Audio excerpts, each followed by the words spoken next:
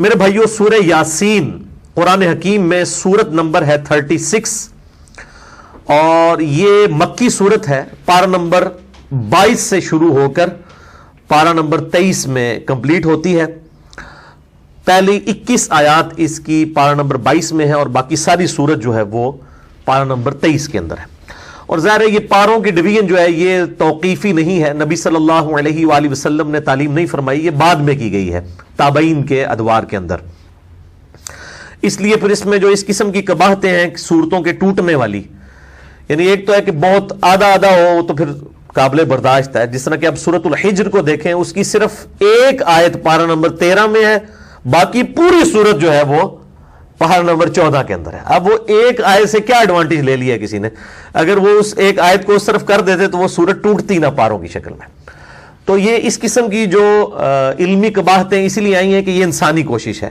نبی صلی اللہ علیہ وآلہ وسلم نے پاروں میں قرآن حکیم کو تقسیم نہیں فرمایا تھا، بلکہ قرآن حکیم جو ہے یہ سورتیں 114 ان کی ڈویژن اور آیات کی ڈویژن موجود تھی، وہ بھی بغیر نمبرنگ کے، صرف وہ آیات کا پتہ تھا. اس میں نے ڈیٹیل لیکچر دیا ہے، مسئلہ نمبر 115 قرآن حکیم کی حفاظت کا معجزہ اور سنی شیعہ کے اختلاف کا تحقیقی جائزہ. سورہ یاسین کا جو مرکزی ٹاپک ہے یہ عقائد ثلاثہ ہے، جو مسلمانوں کے بنیادی 3 عقائد ہیں: عقیدہ توحید، عقیدہ رسالت اور عقیدہ آخرت. سورہ یاسین کی جو فضیلت ہے اس کے حوالے سے جتنی بھی روایات احادیث کی کتابوں میں آئی ہیں آلموسٹ سب کی سب ہی ضعیف الاسناد ہیں، اور ان میں سے صرف ایک صحیح روایت موجود ہے موقوفاً سیدنا ابن عباس رضی اللہ تعالیٰ عنہ کا قول، وہ انشاءاللہ میں ڈسکس بھی کر دوں گا. باقی سب کی سب ضعیف الاسناد ہیں. قرآن حکیم کی صورتوں کے فضائل کے حوالے سے سورہ یاسین ہو، سورۃ الملک ہو، سورہ الواقعہ ہو، باقی صورتیں، اس حوالے سے میں نے ڈیٹیل لیکچر کم از کم 3 گھنٹوں میں 3 نشستوں میں یہیں پر ریکارڈ کروایا تھا. سورۃ الرعد کی آیت نمبر 28 کے کانٹیکسٹ میں، الا بذکر اللہ تطمئن القلوب، آگاہ ہو جاؤ اللہ کی یاد ہی میں دلوں کا سکون ہے. اور اللہ تعالیٰ کا سب سے بڑا ذکر الذکر یہ قرآن حکیم ہے. انا نحن نزلنا الذکر وانا لہ لحافظون، سورۃ الحجر آیت نمبر 9. تو میں نے اس اللہ کے ذکر والی جو آیت ہے سورۃ الرعد آیت نمبر 28، اس کے کانٹیکسٹ میں قرآن حکیم کی 12 صورتوں کے فضائل 3 نشستوں کے اندر مسئلہ نمبر 112 ABC یہ ریکارڈ کروائے تھے. آج میں اس ڈیٹیل میں نہیں جاؤں گا، اس میں نے سورہ یاسین کے حوالے سے بھی ڈسکشن کی تھی. بہرحال اس حوالے سے سورہ یاسین کی فضیلت میں جو 3 ٹاپ آف دا لسٹ روایتیں پبلک کے اندر مشہور ہیں، سب کی سب ہے تو ضعیف ہیں، لیکن میں ان کو یہاں پر مختصراً عرض کر دوں. اور ان احادیث کے نمبرز میں انشاءاللہ مشکات کے بھی بتاؤں گا، کیونکہ میں مشکات کے بارے میں اکثر یہ ڈکلیئر کرتا ہوں کہ مشکات از دا انسائکلوپیڈیا آف حدیث. اہل سنت کی مین سٹریم کی 13 کتابوں کے یہ نوٹس ہیں، بخاری، مسلم، ابو داؤد، ترمذی، نسائی، ابن ماجہ، الموطا امام مالک، سنن کبریٰ، البیہقی، المستدرک للحاکم اور کئی کتابوں میں سے یہ سمجھ لیں آپ نوٹس ہیں. یہ انسائکلوپیڈیا آف حدیث ہے. جس کے پاس مشکات آ جائے آپ سمجھیں کہ اہل سنت کی تمام کتابوں کا آلموسٹ خزانہ اس کے پاس ان 3 جلدوں کے اندر آ گیا. یہ مفت میں آپ ڈاؤن لوڈ کر سکتے ہیں ہماری ویب سائٹ اہل سنت پاک .com سے. 18 MB کی 3 فائلز ہیں. شیخ زبیلی رحمہ اللہ تعالیٰ کی تحکیم اور تخریج کے ساتھ مشکات المصابیح، اور اس کے تعارف میں نے پورا لیکچر بھی دیا ہے مسئلہ نمبر 111B. جسے شوق ہو تو وہ ضرور دیکھیں. پہلی جو مشہور حدیث ہے اس حوالے سے وہ جامعہ ترمذی میں انٹرنیشنل نمبر کے مطابق 2887 اور مشکات میں ہے 2147 کہ آپ صلی اللہ علیہ وآلہ وسلم نے فرمایا کہ ہر چیز کا کوئی نہ کوئی دل ہوتا ہے، اور قرآن حکیم کا دل سورہ یاسین ہے. جو اس کی تلاوت کرے گا اسے 10 دفعہ قرآن حکیم پڑھنے کا ثواب ملے گا. لیکن یہ روایت جو ہے یہ اصول محدثین پر کمزور ہے. اس میں ایک راوی ہے ہارون ابو محمد، وہ مجہول الحال ان نون راوی ہیں جن کا کوئی پتہ نہیں ہے، اور لاپتہ راویوں سے جو روایتیں ہیں وہ محدثین کے ہاں قابل قبول نہیں ہوتی. دوسری روایت ہے کہ آپ صلی اللہ علیہ وآلہ وسلم کی طرف منسوب ہے کہ جو اللہ کی رضا کے لیے سورہ یاسین پڑھے اس کے سابقہ سارے گناہ معاف کر دیے جاتے ہیں. لہٰذا اپنے قریب المرگ جو لوگ ہیں، نزع کے عالم میں ہیں، ان کے پاس اس کو پڑھو. یہ روایت شعب الایمان امام بیہقی کی کتاب میں 2458 نمبر ہے اور مشکات میں 2178.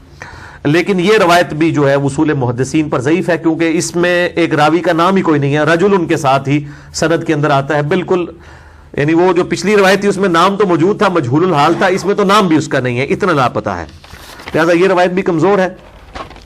اچھا، مارکیٹ میں سورہ یاسین کے حوالے سے آپ نے دیکھا ہوگا وہ مبینوں والی ایک یاسین مل رہی ہوتی ہے، وہ جتنی مبینیں آتی ہیں نا 7-8، وہ ہر مبین کے بعد اس میں ذکر ایڈ کیے ہوتے ہیں. یہ فیبریکیٹڈ ہے، اس کی کوئی اصل موجود نہیں ہے، اور اس قسم کے وظائف مارکیٹ کے اندر کافی سارے جو ہے وہ ملتے ہیں. جب تک سند صحیح نہ ہو اس وقت تک ان وظائف کے اوپر اپنا ٹائم ضائع نہ کیا جائے. تیسری روایت جو مشہور ہے کہ جو شخص دن کے آغاز میں سورہ یاسین پڑھ لے اس کی تمام حاجتیں پوری کر دی جائیں گی. یہ سنن دارمی میں 3461 ہے اور مشکات میں 2177. یہ بھی مرسل روایت ہے. سیدنا عطا بن ابی رباح وہ تابعی ہیں اور ڈائریکٹ نبی صلی اللہ علیہ وآلہ وسلم سے بیان کر رہے ہیں، اور تابعی جب کوئی بات نبی صلی اللہ علیہ وآلہ وسلم کے ریفرنس سے ڈائریکٹ بیان کرے اور اس میں سند نہ ہو تو وہ مرسل چھوٹا ہوا واسطہ مانا جاتا ہے، منقطع روایت ہوتی ہے. لیکن یہ جو سنن دارمی کی حدیث ہے 3461، اس سے بالکل اگلی روایت جو ہے وہ بالکل صحیح سند کے ساتھ ہے سورہ یاسین کے بارے میں ہی، اور وہ ہے سنن دارمی میں 3462. یہ میں دارمی کا وہ نمبر بتا رہا ہوں جس کا PDF عام ہمارا جو ہے وہ گوگل کے اندر سرچ کرنے سے مل جائے گا آپ کو. سنن دارمی میں 3462، اور اس کی تحکیم جو ہے وہ شیخ سلیم حسین اسد نے کی ہے، انہوں نے بھی اس کو روایت کو صحیح کہا. شیخ زبیلی زئی رحمہ اللہ تعالی نے ایک پورے سورہ یاسین کے فضائل کے حوالے سے مضمون لکھا ہے جس میں 14 روایتیں جو یاسین سے ریلیٹڈ تھیں سب کی اسناد کے اوپر بحث کی کہ یہ ضعیف ہیں. البتہ ایک روایت کے اوپر انہوں نے صحیح کا حکم لگایا اور وہ یہی ہے سنن دارمی 3462. اور لیکن مشکات کے وہ فٹ نوٹ پہ لکھنا بھول گئے 2177. ویسے ان کی عموماً عادت ہے کہ جب کسی روایت کے اوپر ضعیف کا حکم لگاتے ہیں تو اس کی پھر فٹ نوٹ پہ نا اس کی موقوفاً اگر روایت صحیح ہو تو لکھ دیتے ہیں، یہاں پہ وہ بھول گئے. البتہ الگ سے ان کا جو مضمون ہے شیخ زبیر صاحب کا فتاوی علمیہ کی پہلی جلد میں صفحہ نمبر 493 سے 497 تک انہوں نے اس کے فضائل پہ جتنی حدیثیں ہیں ان پر تحکیم کی ہے اور ایک روایت کو صحیح قرار دیا. اور وہ ابن عباس کا قول ہے، موقوفاً روایت ہے، ان کا اپنا قول ہے کہ جو شخص صبح کے وقت سورہ یاسین پڑھ لے گا اسے شام تک ہر کام میں آسانی میسر ہوگی، اور جو شخص رات کے وقت سورہ یاسین کی تلاوت کرے گا اسے صبح تک ہر کام میں آسانی میسر ہوگی. تو جو صبح کے وقت کام کے لیے نکلتے ہیں وہ صبح پڑھ کے نکلیں، اور جو رات کی شفٹوں میں کام کرتے ہیں وہ رات کے وقت پڑھ کے نکلیں. یہ روایت بالکل صحیح ہے، اور یہ محدثین کا پیٹ رول ہے کہ جب کوئی غیبی خبر ہو اور اس میں صحابی نبی صلی اللہ علیہ وآلہ وسلم کو مینشن نہ بھی کرے تب بھی اس کو آپ نبی صلی اللہ علیہ وآلہ وسلم کی طرف ہی منسوب مانیں گے موقوفاً ہونے کے باوجود، اس لیے کہ غیبی خبر نبی صلی اللہ علیہ وآلہ وسلم کے علاوہ کسی کے پاس نہیں آتی ہے، کیونکہ جو علم غیب ہے، غیب کی خبر اللہ تعالیٰ اپنے صرف پیغمبروں کو دیتا ہے. لہذا ابن عباس جو اتنا بڑا دعویٰ کر رہے ہیں یہ پھینکنے والا نہیں ہے، یقیناً اس روایت کی اصل موجود ہے، اور یہ روایت صحیح سند کے ساتھ سنن دارمی 3462 الحمدللہ موجود ہے.